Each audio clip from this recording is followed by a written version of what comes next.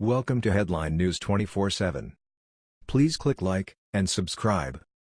Dr. Ford's assaulters just came forward, neither one is Brett Kavanaugh. Two men have come forward to members of the Senate Judiciary Committee to claim that they are the ones who actually assaulted Christine Blasey Ford during a house party in 1982, and not Supreme Court nominee Brett Kavanaugh. Republicans on the committee released a timeline of events late Wednesday, which included details about their interactions with the two men who admitted to the attacks. On Monday, the timeline recounts GOP staff members interviewing a man who believes he, not Judge Kavanaugh, had the encounter with Dr. Ford in 1982. The encounter refers to an episode in which Ford claims that Kavanaugh sexually assaulted her in a bedroom at a Maryland house party. They had a follow-up interview with that man, and he provided more detail about the assault.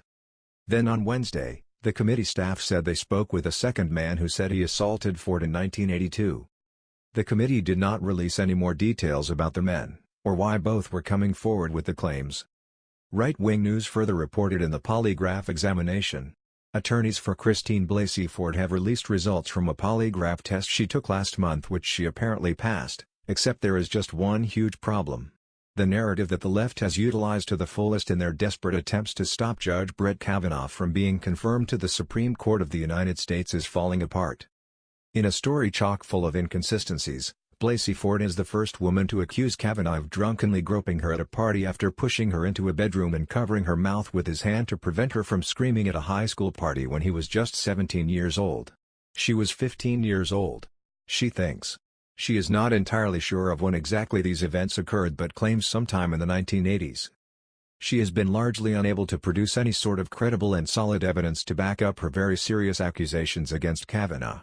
One of the points in her favor according to Democrats in opposition to Kavanaugh's confirmation is that Blasey Ford took a lie detector or polygraph test which has been widely reported by the mainstream media as credible evidence to demonstrate she was not lying.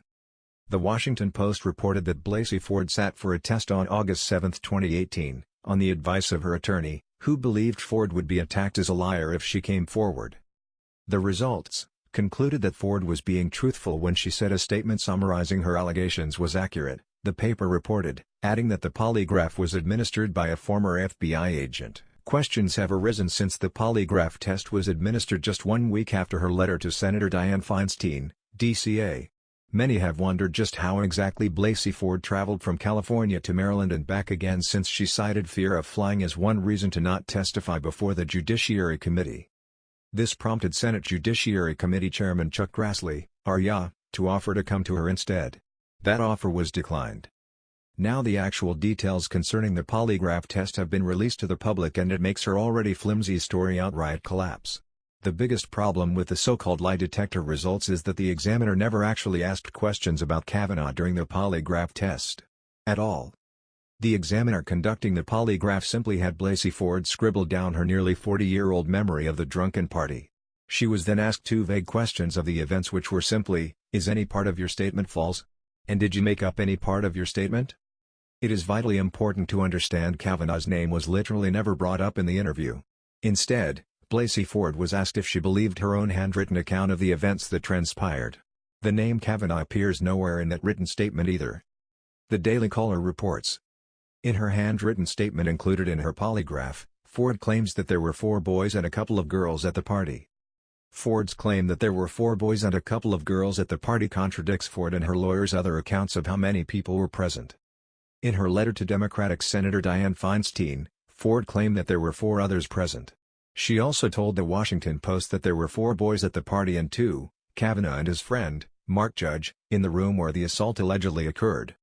Ford's lawyer, Deborah Katz, later told CNN that there were 4 guys and 1 other girl at the party. She says that there were 4 guys there, these are high school students, as was she. There were 4 guys there. Were there any girls there that day? CNN anchor Allison Camerata asked Katz on September 17. Yes, there was another girl at this party, Katz replied. Since Ford's allegations were first made public, there have been 3 different accounts of how many people were at the party she claims to have been assaulted at: 4 boys and 1 girl, and 4 boys and a couple of girls. Kavanaugh, Judge and 2 other alleged party attendees all say they do not recall the party in question nor any assault. In addition, The credibility of using a polygraph exam as proof is questionable at best, as many critics of the test claim polygraphs to be worthless. The Daily Beast reports. While law enforcement and national security agencies employ the so-called lie detector as a tool for investigations and employment checks, it is rarely used as evidence in court. And the 2005 Federal Violence Against Women Act stipulated that any state that requires victims of a sexual offense to take an exam would be ineligible for certain grants. Nevertheless, the polygraph has figured in several recent high-profile sexual misconduct cases. Porn star Stormy Daniels released one she took as a requirement for a magazine story about her alleged affair with President Trump. And former Senate candidate Roy Moore claimed he took one that showed allegations against him were false. That was the news. We thought you might be interested in knowing about this. Please click like and subscribe. Thank you.